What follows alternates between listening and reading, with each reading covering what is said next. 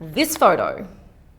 If you're into the news like we are, your eyes would have been blessed by this particular frame of Andrew Mountbatten-Windsor after he was arrested on suspicion of misconduct in public office. So let's break down why this photo and many others like it are not really that flattering to the subject.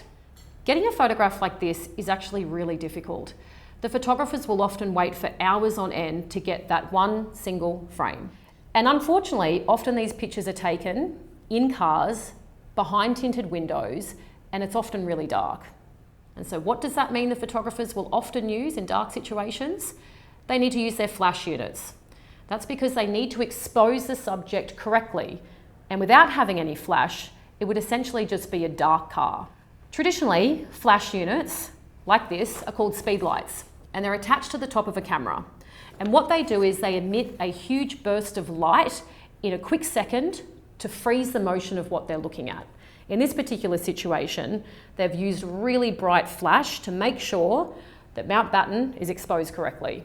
So a consequence of using high-powered speedlights or flash units is that you get these little red eye reflections in the subject. The other thing that happens is a pretty blue colour balance. You find that images like this can often look quite cold unless you ramp up the warm colour temperature in post-production. And then of course there's the element of surprise.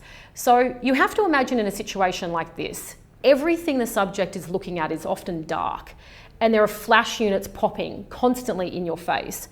And so you tend to find that the subjects look a little bit bewildered, or a bit shocked, or a bit surprised, because they really didn't know it was coming. The other thing about this frame is that he's trying to hide.